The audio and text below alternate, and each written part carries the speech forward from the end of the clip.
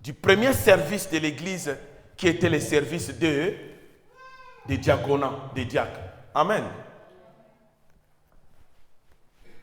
Et ils ont dit, choisissons quelques hommes qui sont remplis du Saint-Esprit. Ça ne signifie pas ici que non, toi tu n'es pas rempli du Saint-Esprit. Qui est rempli du Saint-Esprit? Amen. Qui est rempli du Saint-Esprit? Qui? Voilà. Toute personne qui accepte le Seigneur Jésus-Christ comme Seigneur et Sauveur, il a le Saint-Esprit en lui. Pour que ça ne soit pas une question qui vous fait peur, parce qu'il y a quelqu'un, si tu lui dis, mais non, maman Bita, aujourd'hui, tu fais déjà cette œuvre depuis longtemps, tu es diacre à l'église. Oh non, non, non, moi, ce genre de choses, vous voyez, pas encore. Non. Pourquoi? Parce que des conditions qui sont là rendent les choses difficiles. Rempli du Saint-Esprit, c'est qui? Tu as le Saint-Esprit à toi. Qui ont bon témoignage. Amen. Et quand on parle de qui ont bon témoignage, Eva Marciano, les gens croient que ce témoignage-là doit être 100% parfait comme Jésus.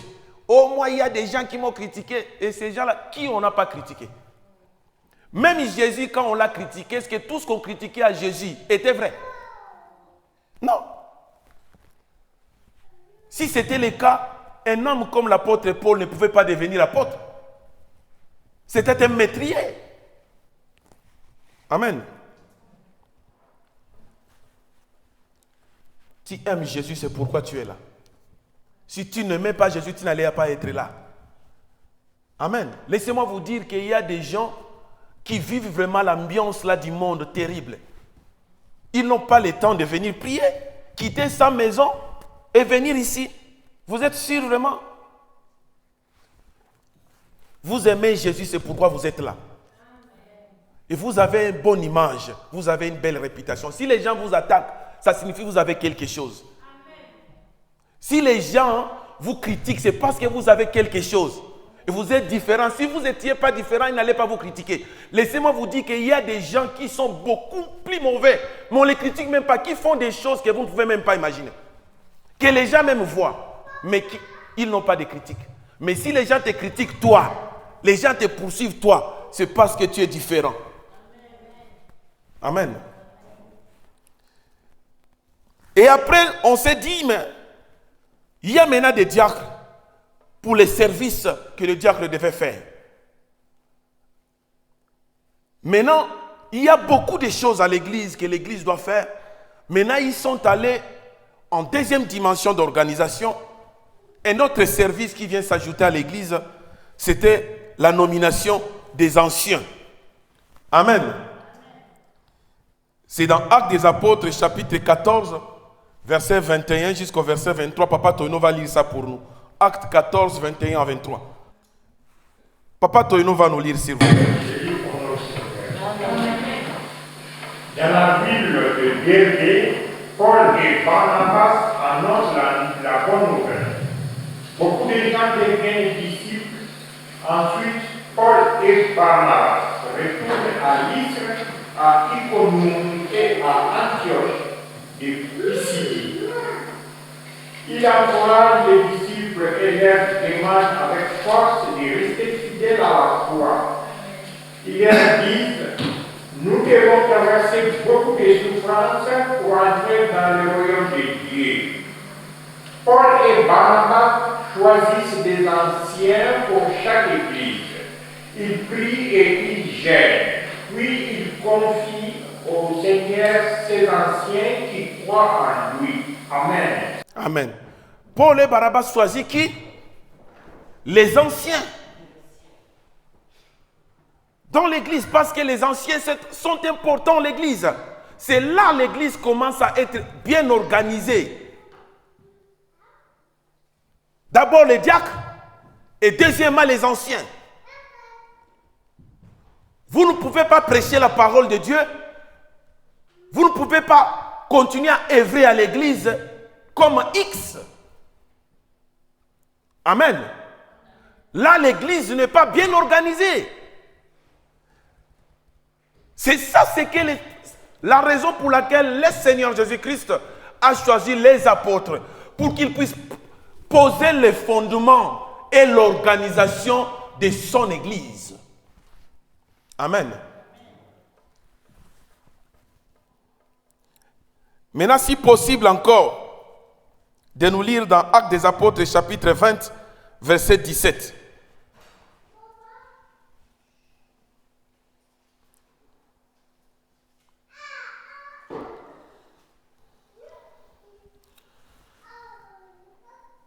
Après avoir annoncé la parole dans cette ville, ça c'est ce que Papa Tono a dit, il a fait plusieurs disciples, ils retournèrent à Lystre, à Iconium et à Antioche, fortifiant l'esprit des disciples et les exhortant à persévérer plutôt dans la foi, et leur représentant que c'est par beaucoup d'afflictions qu'il nous faut entrer dans le royaume de Dieu. Ça signifie que le royaume de Dieu, ce n'est pas facile. La vie chrétienne, ce n'est pas une vie facile. Et les anciens ont ce rôle-là de pouvoir expliquer ça aux gens. Parce que tous les jours, nous vivons des épreuves. Nous vivons des situations difficiles qui peuvent, il y a des fois, nous décourager. Et nous avons besoin des conseils et nous avons besoin des appuis des autres. Nous pouvons, tu peux avoir des appuis matériels, mais c'est mieux encore d'avoir des appuis spirituels, des exhortations qui fortifient ton âme et ton esprit pour que tu restes constant, pour que tu persévères. Parce que beaucoup ont passé par des moments difficiles mais ont abandonné. C'est pourquoi l'Église a besoin des anciens. Des anciens sont là pour fortifier la foi, pour prêcher la parole, pour coordonner beaucoup de choses, pour suivre beaucoup de disciples qui sont là, qui ont besoin d'aide, tant de la connaissance de la parole, tant aussi de la connaissance de beaucoup de choses, comment combattre dans la foi. On nous a prêché la foi passée pendant des jours sur les combats. Nous avons les combats, même dans le ventre de ta mère avant de naître, il y avait déjà un combat. Vous vous imaginez? Ce n'est pas seulement la femme enceinte qui est en combat. Même l'enfant qui est à l'intérieur est aussi en combat. Il doit se battre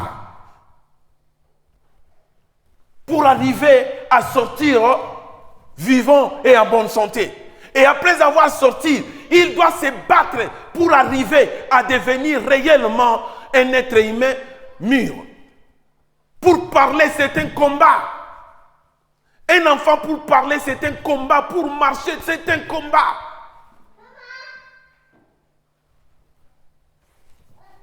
C'est pourquoi quand l'enfant tombe en marchant, les parents sont là pour fortifier l'enfant. Vas-y, un jour tu vas y arriver. Tu vois ton frère, il a commencé aussi comme toi. Tu vois ta sœur, elle a commencé aussi comme toi. Vas-y, même si tu tombes, vas-y. Même si l'enfant pleure, on le prend, on le soulage, on l'encourage, continue. Tu vas marcher un jour jusqu'à ce que l'enfant marche.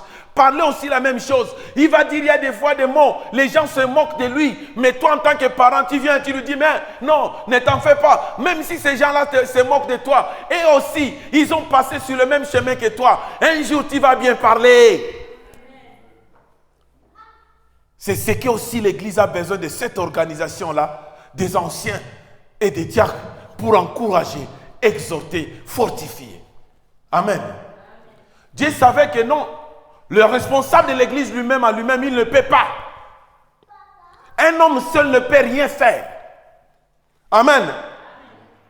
Donc un homme a besoin d'appui des autres personnes pour que l'œuvre de Dieu puisse avancer. C'est pourquoi Dieu a donné cette organisation et les apôtres l'ont exécutée. Actes des apôtres, chapitre 20, verset 17 nous dit ceci. Cependant, des milliers, il a envoyé chercher à Éphèse les anciens de l'église. Et maintenant, les versets 27 et 28. Maintenant, les versets 27 et 28 nous dit, car je vous ai annoncé tout le plan de Dieu sans rien en cacher. Faites donc bien attention à vous-même et à tous les troupeaux dont le Saint-Esprit vous a confié la responsabilité. Prenez soin de l'église de Dieu qu'il s'est acquise par son propre sang. Amen. Maintenant, si vous regardez ça, on a choisi des anciens dans l'église. Et après, maintenant, il faut choisir maintenant un évêque. L'évêque n'est rien d'autre qu'un ancien.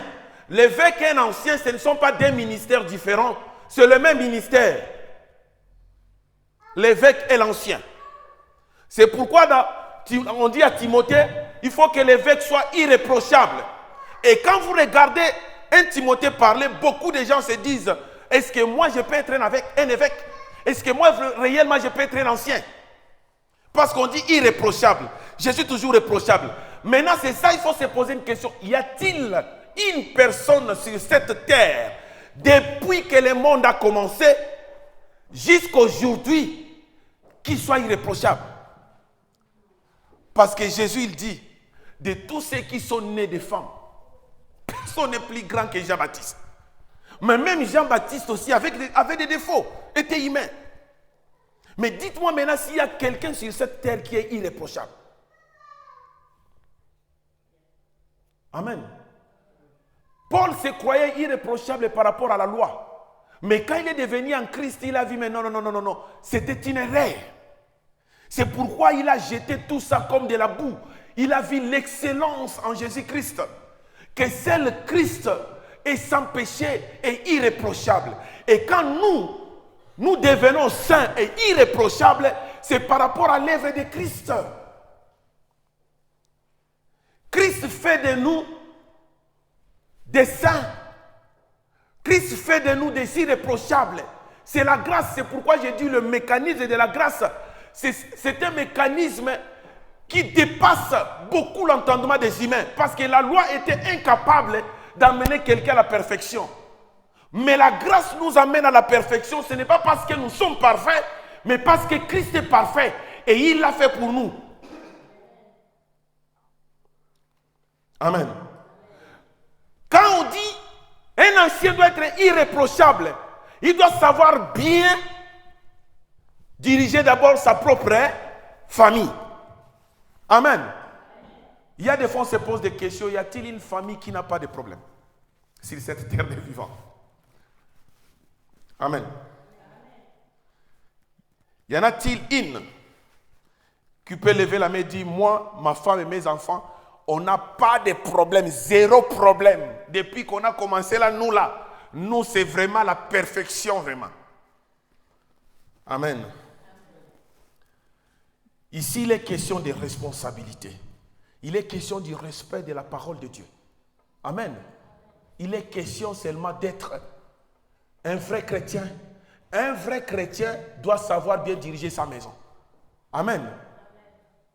Dans la foi et dans la compréhension. Ça signifie devant les problèmes, il sait comment faire pour résoudre les problèmes, pour que la paix règne à la maison. La Bible dit, cherchez la paix avec tous, si cela dépend de vous.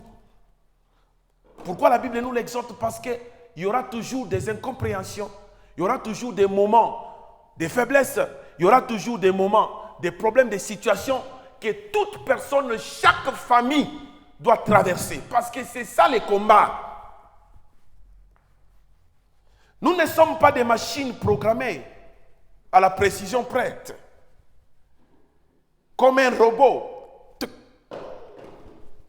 Non, nous sommes des humains. Nous réfléchissons, nous avons le libre arbitre. Voilà l'une des raisons que nous ne pouvons pas passer inaperçus des problèmes et des situations difficiles, des incompréhensions. Amen. Mais ce qui est plus important, c'est de savoir quelle est la manière dont tu t'organises pour faire quoi? Pour arranger les problèmes, pour résoudre le problème. C'est ce qui est important pour un ancien. Qu'il dirige sa maison.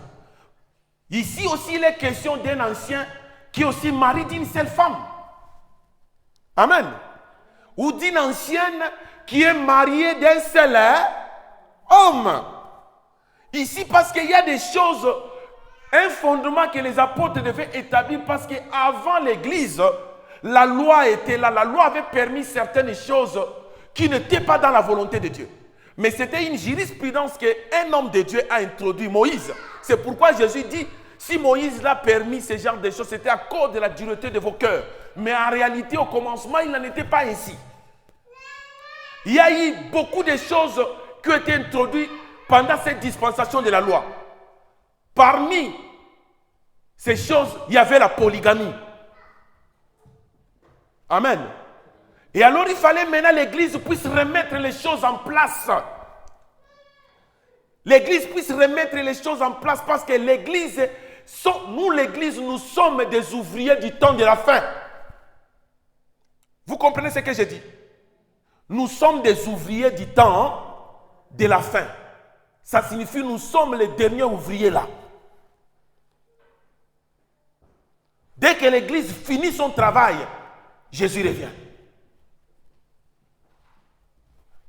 C'est pourquoi l'Église doit mettre les choses en place, remettre les choses telles qu'elles étaient depuis l'Éden. C'est pourquoi il dit qu'il faut que l'évêque soit mari d'une seule femme. Vous savez, il y a un pasteur, je ne vais pas citer son nom, mais il est ivoirien, qui parle beaucoup de la polygamie, lui. Et il dit même que ceux qui sont contre la polygamie, ils sont des faux serviteurs, ils iront en enfer. Et quand vous voyez ce qu'il il met en avant, tout ça, quand vous regardez tout ça, et quand vous lui demandez, mais qu'est-ce que dit Timothée là? Qu'il faut que l'évêque soit marié d'une seule femme. Là, il échappe, il dit, ça c'est la charge. Si tu as la charge, même lui-même, on ne sait pas qui il est. Et pourtant, il dirige une grande église, plusieurs églises même. Mais quand on lui demande qui es-tu? Tu es pasteur, tu es qui? Il dit non. Il est missionnaire seulement. Missionnaire. Comment un missionnaire peut diriger plusieurs églises? Pourquoi ça? Pour échapper seulement à ces versets-là. Pour lui, Timothée, c'est la charge. Lui, il n'a pas de charge, il n'a pas la charge d'évêque. C'est seulement celui qui a la charge qui doit être marié d'une seule femme. Non. Ça, c'est un fondement. Parce que Jésus l'avait déjà dit, avant même que l'église puisse commencer, qu'au commencement, il n'en était pas ainsi. Alors, l'église doit commencer d'abord par les gens qui ont la charge, qui ont des responsabilités pour établir les choses, parce que c'était le passage d'une dispensation à une autre. Il y a des gens qui étaient venus en Christ quand l'église a commencé, qui étaient déjà des polygames. Qu'est-ce qu'ils feront maintenant? L'église a reçu les gens comme ça. C'est pourquoi l'apôtre Paul était trop dur envers les femmes et beaucoup de gens à l'église. Cela ne signifie pas que l'apôtre Paul était misogyne, non. Amen, amen. Il n'était pas contre les femmes, mais il voulait tout simplement mettre de l'ordre. C'est pourquoi Dieu a choisi un apôtre comme lui, qui connaissait la loi très bien, pour qu'il soit comme un directeur de discipline. Il a beaucoup insisté sur l'église. Amen. C'est là où il dit qu'il faut que l'évêque soit marié d'une seule femme. Nous voyons les diacres, les anciens, et dans le rang des anciens, on élève un rang d'évêque ou le rang de pasteur. Amen. Un ancien doit jouer le rôle de modèle, d'exemple à l'église. C'est pourquoi il est hyper important que des anciens soient vraiment enseignés suffisamment pour servir des modèles, pour servir comme des instruments de renseignement. Amen. Parce que je peux prêcher ici, je peux dire quelque chose que quelques personnes ne peuvent pas comprendre. Et après, il peut aller chez quelqu'un pour demander à un ancien, mais qu'est-ce qu'il a voulu dire? L'ancien doit être capable de pouvoir bien expliquer ça. Amen.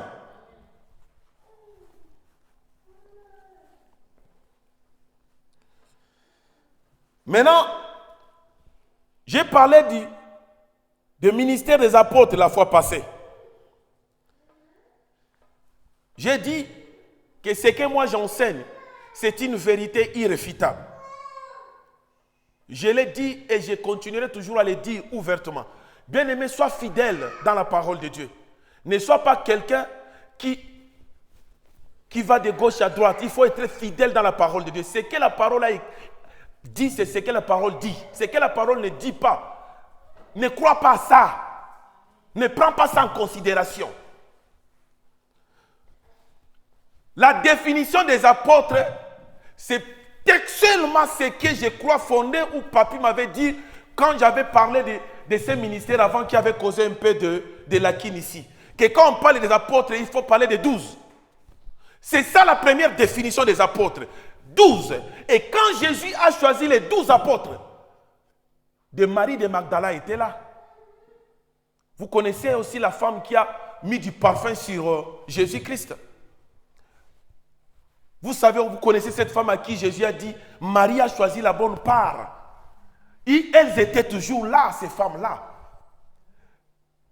Mais Jésus ne les a pas ordonnées comme apôtres. Ils n'ont jamais été choisis comme apôtres. Jésus a choisi les 12 apôtres. Amen. Dans les 12 apôtres, il y a un apôtre, la Bible dit, il a été prédestiné. Quelqu'un qui est prédestiné, ça signifie avant même qu'il puisse naître.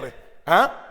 Dieu avait déjà, comme Dieu a dit à Jérémie, qu'avant même que tu sois formé dans le ventre de ta mère, j'étais déjà choisi. Vous vous imaginez? L'esprit est plus vieux que la chair. Ton âge spirituel, l'âge de ton esprit, ne date pas seulement du jour que ta maman ou ton père se sont mis ensemble et ils t'ont conçu. Non. Ça date depuis l'éternité. Dieu savait déjà que non, tu viendrais plutôt. C'est ça la prédestination de Dieu. Il te connaissait déjà au moment où même tes parents n'étaient pas encore nés, même tes arrière-parents n'étaient pas encore Dieu. Mais Dieu, il te connaissait déjà. La même chose avec Judas. Judas a été prédestiné dans le plan de Dieu depuis la chute. Quand la Bible dit, je mettrai une inimitié entre toi et la femme et la descendance de la femme. Et la descendance de la femme t'écrasera la tête. Mais toi, tu feras quoi? Tu vas les hisser au talon. Là déjà, la Bible parlait de la mort et de la résurrection de Jésus-Christ. Mais Satan ne pouvait pas comprendre ça parce que c'était caché et imagé. Là déjà Judas était déjà prédestiné qu'il faut qu'il venge Jésus-Christ. Il faut un prix de rachat. Ici, le sort de Judas était déjà connu.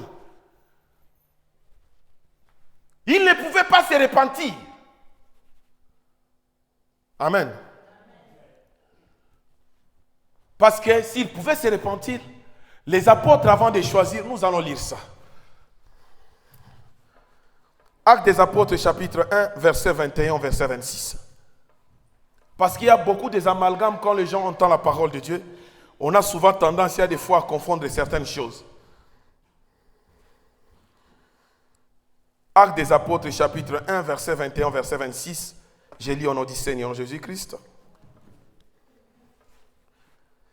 Il faut donc que parmi ceux qui nous ont accompagnés tout le temps que le Seigneur Jésus a vécu avec nous dans la chair, ça on parle dans la chair, pas dans l'esprit, a vécu avec nous depuis le baptême de Jean jusqu'au jour où il a été enlevé du milieu de nous. Il y en ait un qui nous soit associé comme témoin de sa résurrection. Avant de continuer, je m'arrête d'abord là. L'une des définitions d'un apôtre, c'est témoin physique, pas témoin spirituel. Aujourd'hui, nous recevons la parole au moyen de la foi. Nous sommes des témoins de la foi de Jésus-Christ. C'est ça qui a étonné la famille royale de l'Arabie Saoudite, une princesse royale en 2019, qui est venue pour la toute première fois en voyage avec son père, une princesse à Londres, et dans la chambre d'hôtel là où ils étaient logés, comme on met toujours des choses, vous savez, il a regardé, il a trouvé un livre noir là, on a écrit la Bible. Pour la toute première fois de sa vie, il n'a jamais lu la Bible. Il a lu le Coran, il a lu toutes les formations sur le Coran jusqu'à atteindre le plus haut niveau. Mais ces jours-là, quand il a lu la Bible, il a vu ça comme une bombe atomique qui est tombée sur elle. Étonnante, curieuse. C'est aussi la toute première fois qu'elle puisse avoir cette liberté. Parce que chez eux, dans leur château, elles sont surveillées à tout le temps, tout le moment avec des serviteurs et des servantes. Mais là, elle était toute seule dans sa chambre. Elle était en mission avec son père. Et elle a trouvé ça comme une occasion de pouvoir explorer les choses qu'elle n'a jamais explorées. Et étonnant, en lisant la Bible, en ouvrant au hasard, elle tombe sur le passage « La parole est venue chez les siens ». Au commencement était la parole Jean. Et ça l'a embrouillé. Il dit, mais non, de qui la parole parle? Il a avancé, il a lu la Bible toute la nuit. Il y a des grands doutes qui sont entrés en elle. Quelqu'un qui n'a pas reçu la parole par la prédication, mais a reçu la parole par une grâce exceptionnelle en lisant la Bible. Et elle a pris cette Bible-là, elle a caché ça, elle est rentrée avec ça en Arabie Saoudite. Et chaque fois la nuit, quand elle dormait, elle allumait une petite lampe qu'elle avait achetée pour lire la Bible et lire la Bible. Et un jour, elle-même a fait une prière de rencontre avec Jésus. Elle a dit, mais non, le Jésus dont moi je lis dans cette Bible est différent du Jésus qu'on nous enseigne par rapport au Coran. Les Issa qu'on nous dit, ce n'est pas ça. Et elle a commencé à prier Jésus. Un jour, sa petite sœur propre est venue pour chercher des trucs dans sa chambre. Elle a trouvé, il a trouvé cette Bible. Sa petite sœur propre, pourtant il doit y avoir quand même une complicité entre sœurs. Mais c'est que nous ne savons pas, même en famille, il y a la guerre. Sa petite sœur propre, au lieu de comprendre, sa sœur est allée accuser à son père et elle est allée encore accuser dans celui qui est, comme chez nous on appelle, le responsable de la maison civile. C'est un pasteur chez nous.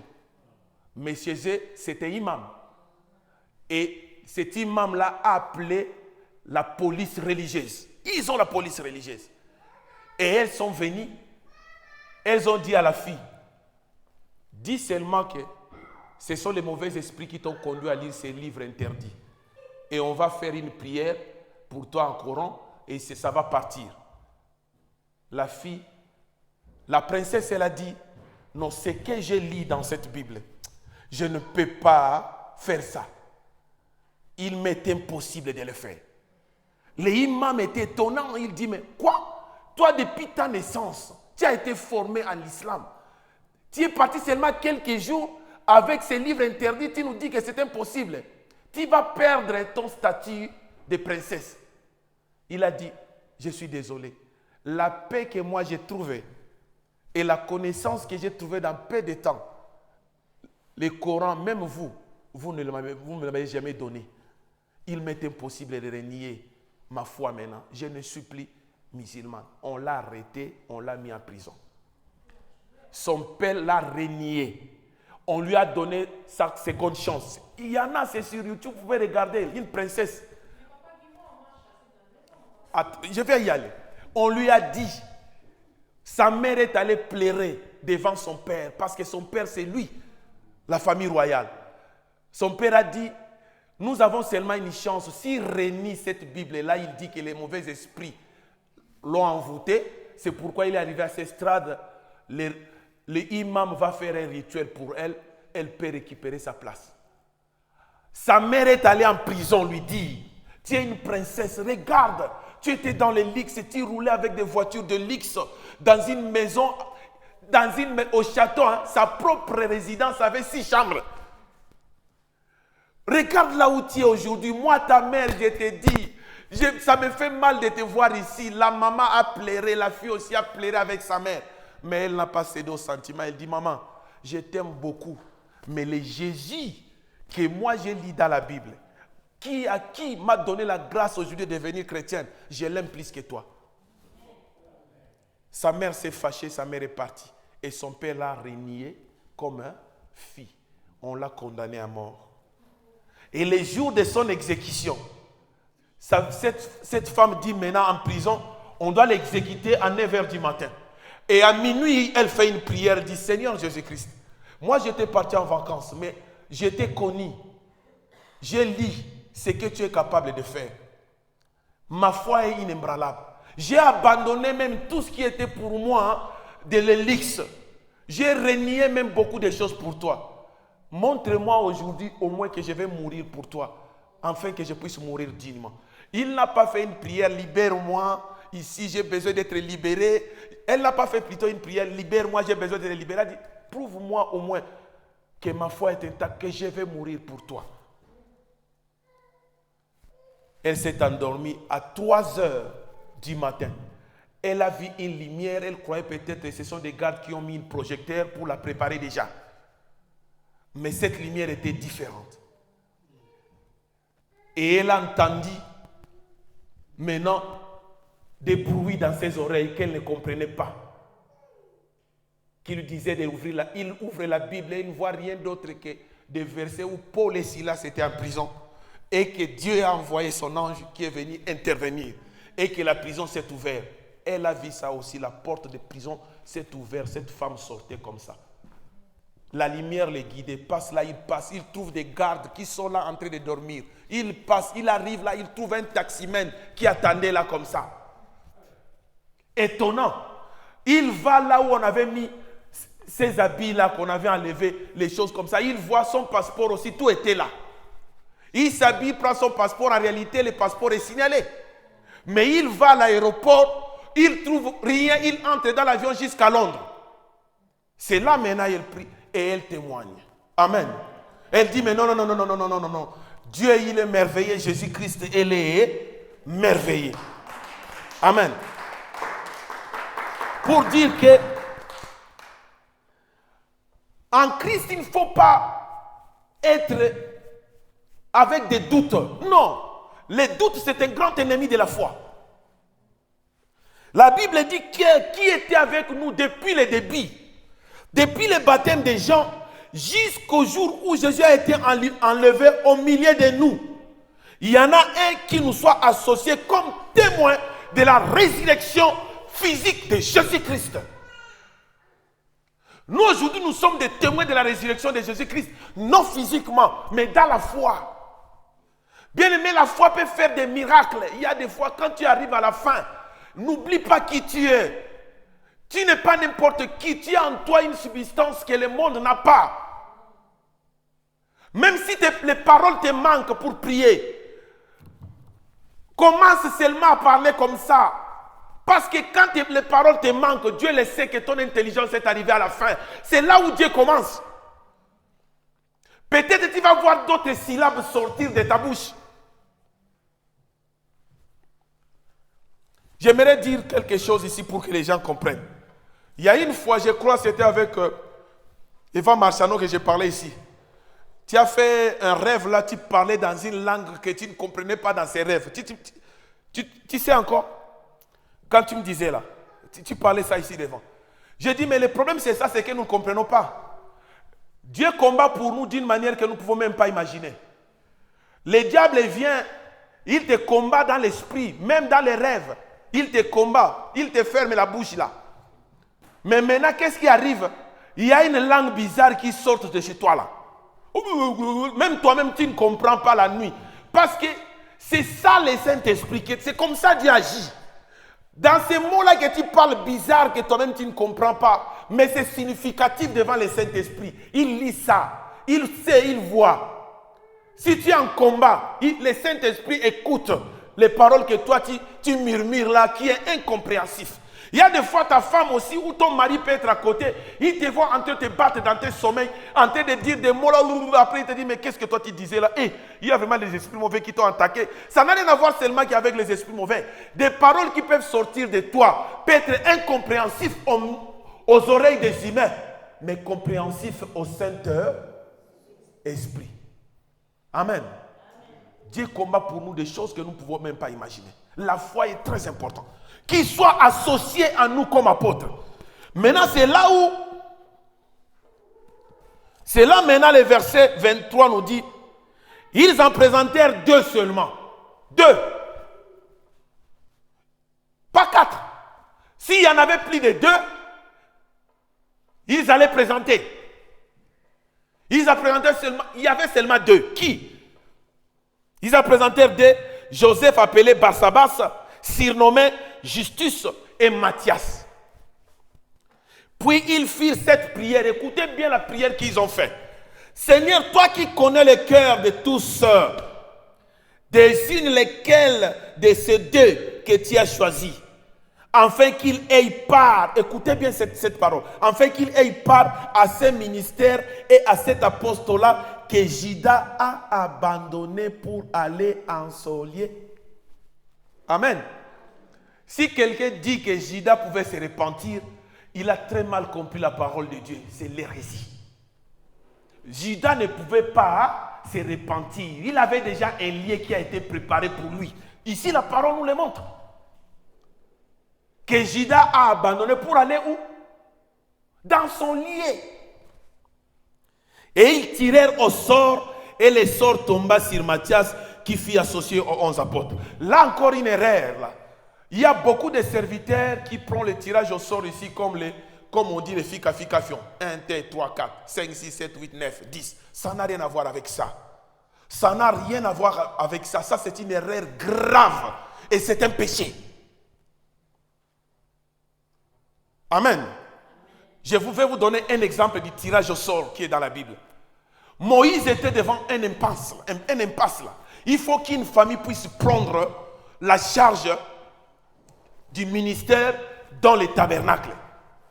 Et s'il disait aux gens que non, je prends mon frère, la famille de mon frère Aaron, parce qu'il m'avait aidé déjà dès le début, les gens allaient dire, ah, il a choisi sa propre famille. Qu'est-ce que Moïse a fait? Il dit, mais non, vous me donnez tous vos bâtons là. Il prend les bâtons de tous les chefs de famille et il met ça dans la tente d'assignation. Il dit, les bâtons qui va fleurir demain, c'est ces responsables-là qui sera le responsable du service sacerdotal. Et le matin, c'est le bâton d'Aaron qui a fait quoi? Qui a fleuri. Là, on ne discute pas. Il y avait Barsabas, il y avait Matthias. Ils ont fait la prière. Sans prière, c'est la prière qui a conduit ce tirage au sort là de tomber sur Matthias. Ce n'est pas les comptages là. Comme des faux serviteurs d'aujourd'hui nous font des calculs dans leurs calculs et commencent à prophétiser des choses. Non. C'est la prière, il dit, Seigneur, toi qui connais le cœur de tous, regarde parmi les deux qui tu as choisi pour remplacer l'apostolat que Judas a abandonné pour aller dans sa place là. Et c'est Jésus-Christ lui-même qui a choisi Matthias, qui est devenu le 12e apôtre. Ça signifie 12 plus 1, ça devient 13. Amen.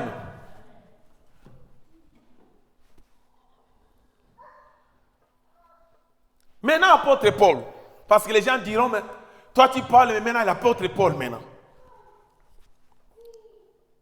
Bien aimé, troisième définition d'un apôtre. J'ai cité déjà deux définitions, oui ou non? Deux déjà, non? Hein? La première définition, c'est ce qui réfère aux 12. Aux 12 que Jésus avait choisis dans l'initial. Et la deuxième définition, c'est celui qui était au commencement, depuis le baptême de Jean, donc depuis que Jésus a été baptisé par Jean, jusqu'au jour où Jésus est mort, ressuscité et allé au ciel. Il faut que tu sois témoin de la résurrection physique de Jésus-Christ. Maintenant, troisième définition d'un apôtre. Actes des apôtres 26, 13 à 18. Vers les milliers du jour, ô roi, ça c'est l'apôtre Paul qui dit, ô roi, j'ai vu en chemin resplendir autour de moi et de mes compagnons. Ça signifie ce que Paul est en train de dire là. Il n'était pas le seul à voir. Même ses compagnons vivent. Mais par contre, aujourd'hui, tu peux avoir une vision, mais quelqu'un qui est à côté de toi là ne voit pas ça. Amen. Ce qui est différent, ça c'est que Paul a vu là, ce n'est pas une vision. Si Dieu donne la vision à Fondé, même si papy est là à côté de Fondé, en train de prier aussi avec lui, lui il ne verra pas ça. Amen. Même moi les responsables, je ne peux pas non plus voir. Sinon, le père de Joseph allait voir la vision que Joseph avait vue. Tous les rêves que Joseph racontait à son père. Mais la Bible dit seulement que son père garda les souvenirs de toutes ces choses. Amen. Il dit, de mes yeux, mes compagnons aussi, une lumière venait du ciel et dont l'éclat surpassait celui du soleil. Quelle est cette lumière qui peut surpasser le soleil sur cette terre de vivants? Il n'y a aucun projecteur qu'on peut fabriquer aujourd'hui avec n'importe quelle puissance qui peut arriver au niveau du soleil. Il n'y a aucun engin que les humains ont fabriqué qui est arrivé même à 10 milliards d'années-lumière du soleil. Non. Nous sommes loin parce que quand vous approchez du soleil, vous êtes tout est foutu. Et quand il fait chaud, quand le soleil se lève là, dans cette distance-là, nous sommes là. Nous transpirons, non? Nous cherchons des ventilateurs. Nous cherchons des climatiseurs. Mais regardez la distance. Maintenant, approche-toi maintenant à 1 mètre du soleil. Lui, il dit ici que l'éclat qu'il a vu de cette lumière dépassait l'éclat de la lumière du soleil. Amen. S'il passait celui du soleil, nous tombâmes tous par terre. Et j'entendis une voix qui me disait en langue hébraïque, Saul, Saul, pourquoi me persécutes-tu? Il te sera dur de régimer contre les aiguillons. J'ai répondu, qui es-tu, Seigneur? Et le Seigneur dit, je suis Jésus que tu persécutes. Mais lève-toi et tiens-toi sur tes pieds, car je te suis à Paris. Parce qu'ils ne pouvaient pas voir Jésus comme les apôtres ont vu Jésus. Vous savez, les apôtres ont eu la grâce de voir Jésus dépouiller de sa gloire. On le voit comme je vois Phoné. C'est pourquoi il y a beaucoup d'Israéliens ont sous-estimé le Dieu Tout-Puissant, le Roi des Rois. Parce qu'il s'est dépouillé de sa gloire pour devenir humain, pour habiter avec les humains, pour communiquer avec les humains. Tout le monde, il y a des fois, les gens l'ont touché. Jean même dormait ici dans sa poitrine. Mais le Jésus que l'apôtre Paul a vu n'était pas semblable à celui que Jean et les autres avaient. C'était Jésus dans toute sa gloire. C'est pourquoi la distance, on ne peut même pas citer. Parce qu'on dit que l'éclat surpasse même celui du soleil. Amen. C'est pourquoi il dit, c'est moi Jésus qui t'ai apparu. Ici on parle de l'apparition. Amen. De l'apparition. Pas d'un rêve ou d'un songe ou d'une vision. L'apparition. J'étais à Paris. Je suis Jésus que tu persécutes. Mais lève-toi et tiens-toi sur tes pieds, car je te suis à Paris pour t'établir ministre et témoin des choses que tu as vues et de celles pour lesquelles je t'apparaîtrai. Ça s'associe aux deuxième définition, témoin de la résurrection physique de Jésus-Christ. Ici, Jésus-Christ n'a pas apparu à Paul dans un songe, comme j'ai dit. L'apparition directe, avec une mission. Amen. Et il dit encore, je t'ai choisi du milieu de ces peuples et du milieu des païens vers qui je t'envoie, afin que tu leur ouvres les yeux pour qu'ils passent des ténèbres à la lumière de la puissance de Satan à Dieu, pour qu'ils reçoivent par la foi en moi les pardons des péchés et l'héritage avec les sacrifiés. C'était la mission de l'apôtre Paul. Amen. C'est pourquoi j'ai dit à ma sœur qu'il n'y a pas eu un apôtre femme. Les versets que tu m'as dit, je lis. La Bible dit que cette femme-là était appréciée parmi les apôtres. Ça ne signifie pas qu'elle était apôtre. Vous savez que la Bible a été traduite dans plusieurs langues. La Bible a été écrite dans la langue hébraïque. Ici, la Bible dit que Jésus a parlé à l'apôtre Paul dans la langue hébraïque. Ça signifie pour que ça devienne en français, on l'a traduit. Amen. Il ne faut jamais confondre les choses. Il a été apprécié parmi les apôtres. Ça signifie que les apôtres appréciaient cette femme-là, mais elle n'était pas apôtre. Parce que même les maris de Magdala, qui étaient proches de Jésus-Christ, elles ne sont pas devenues apôtres. Le mot apôtre a des définitions, c'est 3 définitions que je venais de vous dire là. Ça s'est arrêté là. Mais l'idée d'avoir des femmes comme apôtres, ça vient d'un prêtre qui était parmi les gens qui ont été dans le premier concile qui s'est passé en Turquie, qu'on appelait autrement Constantinople. Quand maintenant, le roi a voulu associer son pouvoir physique temporaire avec le pouvoir spirituel de l'Église. Maintenant, le roi a fait cette alliance avec l'Église, a déclaré le christianisme comme une religion d'État. Tout ce qui était des synagogues du paganisme sont devenus des synagogues romanisme. En réalité, ce n'était pas une église chrétienne parce que beaucoup des églises ont refusé cette offre-là de l'empereur Constantinople. C'est pourquoi il y a eu, au IIIe siècle, là, cette guerre de croisade-là qu'on pourchassait des hérésies, là, qu'on appelait des hérésies. Ce n'était pas des hérésies, c'était des vrais chrétiens qui ont refusé de s'associer dans cette union de l'église et le paganisme. Amen. Et ça, c'était au IIIe siècle. Mais l'église a existé déjà depuis 3 ans après. Jésus-Christ a œuvré pendant 3 ans. Jésus-Christ est mort à 33 ans. Parce que l'an 0, c'est la naissance de Jésus.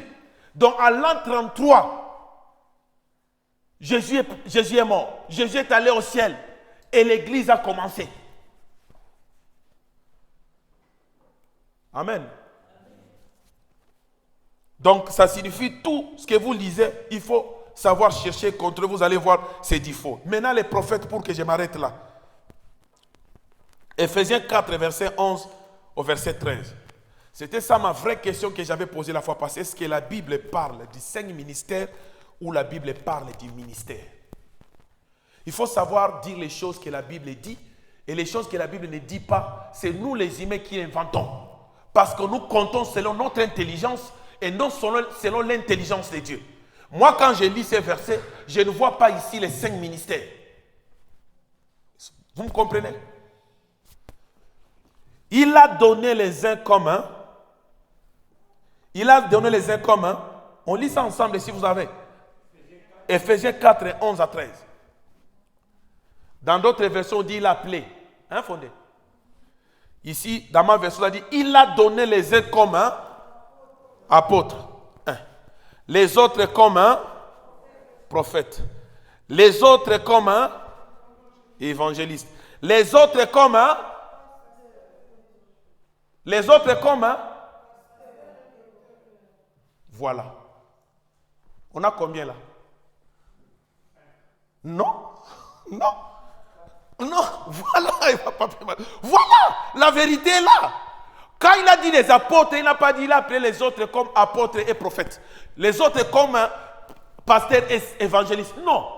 Parce que l'apostolat apôtre, c'était un ministère à part entière qui était temporaire.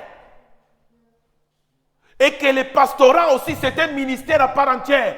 Et l'évangéliste aussi, c'était un ministère à part entière. Mais le pastorat et le doctorat, ce n'est pas des ministères différents. Nous avons lu ici comme ancien, il dit, les versets que Papa Tono a dit, que le rôle de l'évêque ou de l'ancien, c'est de nourrir le peuple de Dieu, de prendre soin du peuple de Dieu, de conduire le peuple de Dieu, d'orienter le peuple de Dieu. C'est pas ça. Dites-moi, tu vas nourrir les enfants de Dieu, comment leur donner à manger physiquement? Non. Maman a à sa maison là. Elle va rentrer chez elle, elle va manger ce qu'elle a préparé, ou bien elle va préparer, elle va manger. Mais quand elle vient ici à l'église, ce n'est pas pour manger la nourriture physique, mais pour manger la nourriture qui est la parole de Dieu. Qui peut faire manger les gens la parole de Dieu? Tu dois être un enseignant. Donc, le pastorat et le doctorat, c'est un ministère ensemble. Un pasteur qui ne sait pas enseigner, ce n'est pas son ministère. Parce que tu es là pour nourrir le peuple de Dieu. Tu vas les nourrir comment? Ce n'est pas par des nourritures, en organisant des choses par ici, l'excursion, on va jouer au football pour l'église, on va jouer à la carte pour l'église. Ça n'a rien à voir. Là, ils vont avancer dans la foi. Comment ça? En jouant aux cartes ou en faisant une excursion quelconque. Non, c'est en écoutant la parole de Dieu, en enseignant que les gens se nourrissent de la parole de Dieu. C'est pourquoi la Bible est explicite. Et si vous lisez ça en hébreu, vous allez voir que les deux ministères-là, on les cite comme un seul. On les relie ensemble. Ils ne peuvent pas être dissociés. On ne peut pas dissocier un docteur au pasteur. Parce que les gens prennent ça comme des grades. Ça signifie qu'un docteur, ce n'est pas les doctorats de l'université. Non. Ce n'est pas les doctorats que quelqu'un a quand il finit son cursus scolaire du très haut niveau. Ça n'a rien à voir avec ça. Ici, il s'agit des dons. Ici, c'est les dons. Ça n'a rien à voir avec les études. Amen. Ça n'a rien à voir avec les études. Aujourd'hui, tu peux faire des cours, même en ligne. Moi, je le fais, je suis en train toujours de le faire. J'ai besoin d'aller même jusqu'en doctorat. Mais ça n'a rien à voir. Là, ça, ce sont des études. On dira aussi que c'est un certificat de doctorat à telle étude. Mais ici, dans Éphésiens, ce sont les dons. C'est pourquoi on ne peut pas dissocier les deux là. Un pasteur doit être un enseignant pour que tu puisses bien nourrir le peuple de Dieu. C'est pourquoi moi je ne vois pas les 5 ministères ici, je vois 4. Mais dans les 4 là, je vois que l'église actuelle n'a pas besoin de 4 ministères. Amen, amen. Les prophètes de l'église sont différents avec les prophètes du temps des patriarches et du temps de la loi. Amen. Et moi, ça me fait mal de voir des pasteurs d'aujourd'hui qui font une relation, corrélation entre le ministère des prophètes des temps de l'église et les prophètes du temps des patriarches. Je ne suis pas en train de nier les dons des prophéties. Amen. Il faut savoir faire la différence entre les grands dons du ministère et les dons proprement dits. Les dons de parler en langue, les dons de paroles de connaissance, les dons de miracles, les dons de la foi et les dons de prophétie. L'église a besoin de ces dons-là de prophétie. Mais si tu as les dons de prophétie, cela ne fait pas de toi un prophète. Les prophètes du temps de l'église, ce n'est pas un voyant comme les prophètes de l'Ancien Testament là, ou du temps de la loi. Que tu vas chez lui, il te dit, mais écoute, les animaux que tu es en train de chercher sont retrouvés. Qui a dit ça? Il a dit ça à Saül, la personne dont je suis en train de citer. C'était le prophète. Il a dit ça à Saül. Saül était en train de perdre les brebis avec son fils Jonathan et les brebis ont disparu comme ça. Et pourtant, il y avait un prophète qui était déjà arrivé parce que Dieu l'avait envoyé pour oindre Saül roi. C'était quel prophète? Non. C'était le père de Nathan. Avant Nathan, c'était qui? Oui, mais tu as prêché ça ici à l'église. Tu l'as prêché ici à l'église. C'est parce que vous oubliez, tu l'as prêché ici. Le thème, c'était l'appel de Samuel. Amen.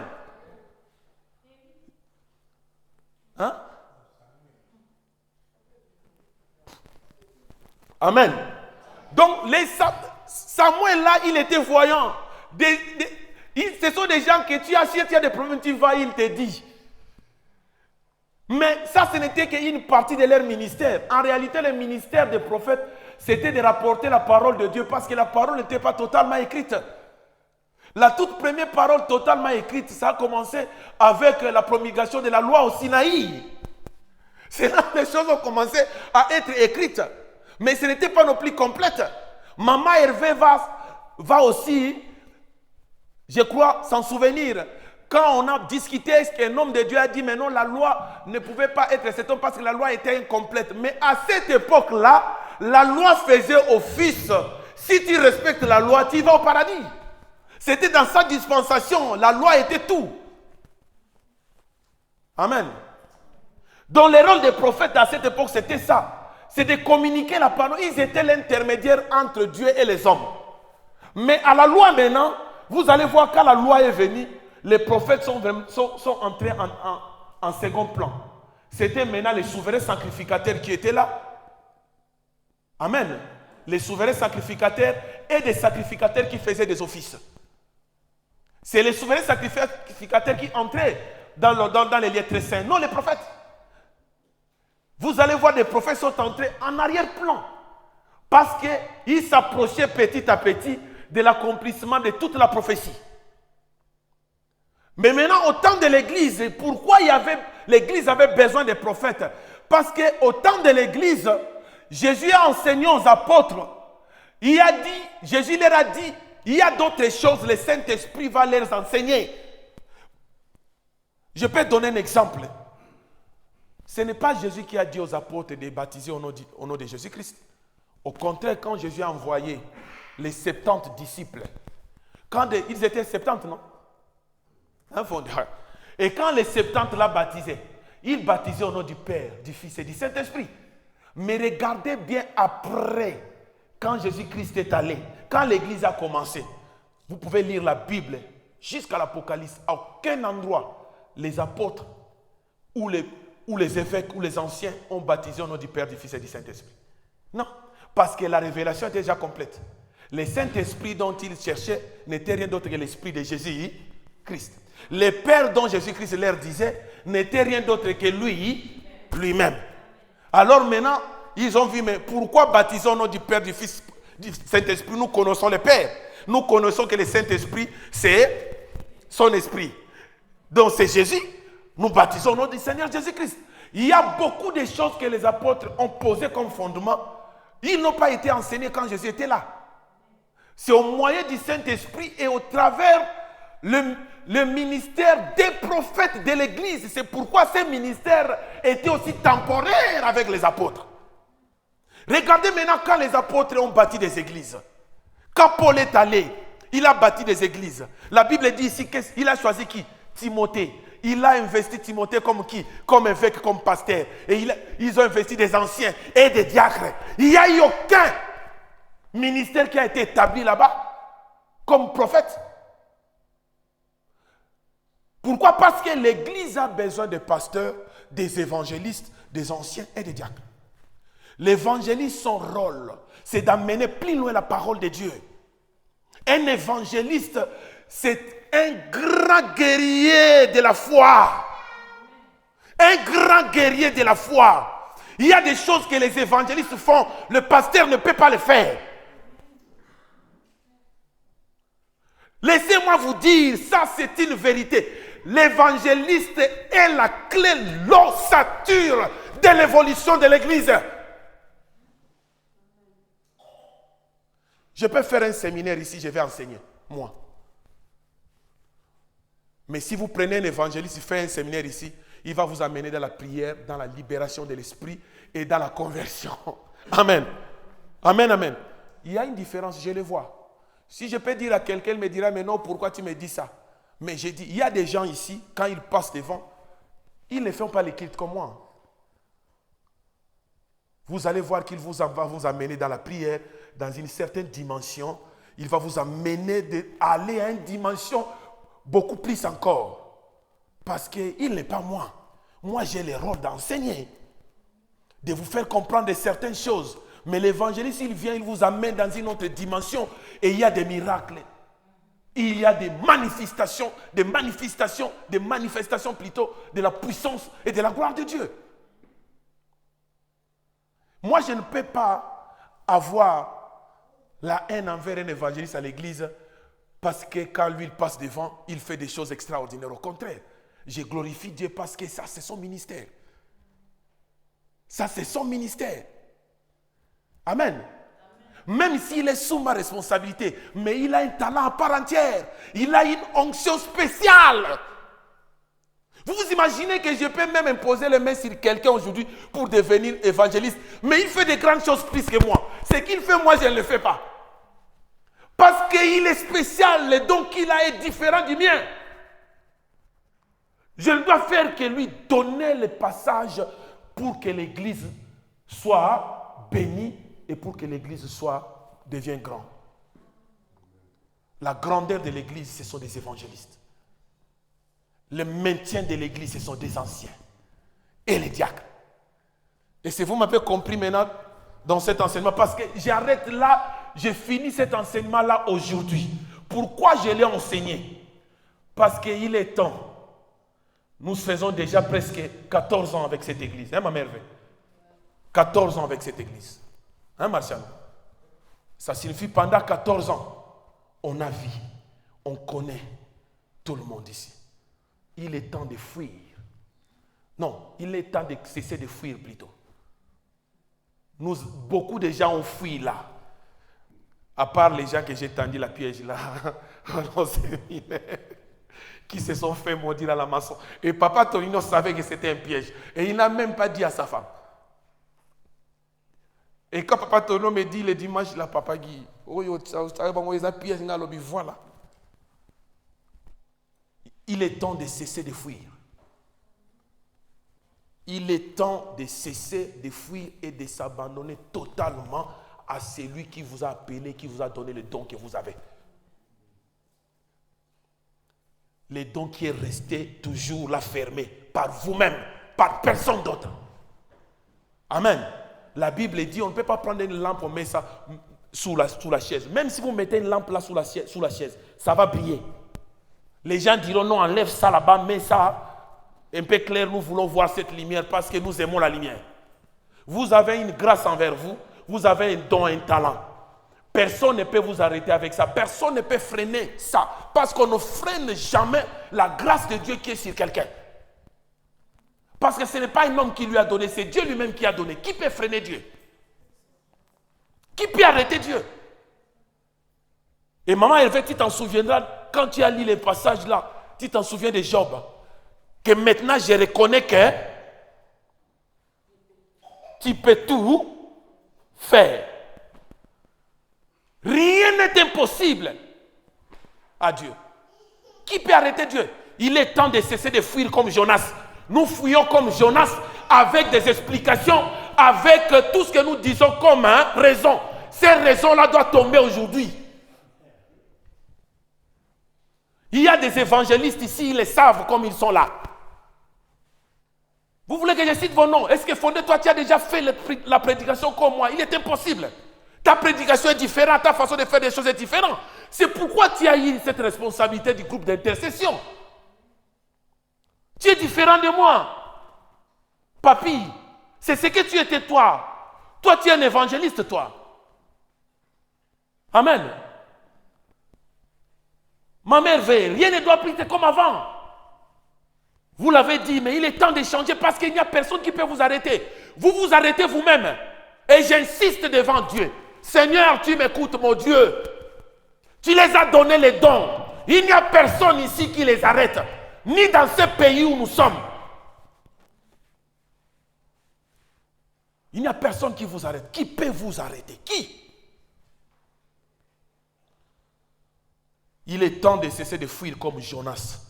C'est pourquoi tu vas rencontrer toujours des problèmes. Et faites attention.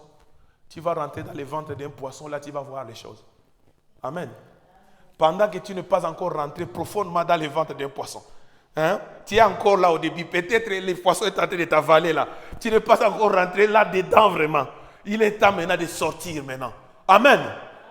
Il est temps de sortir, nous allons nous lever.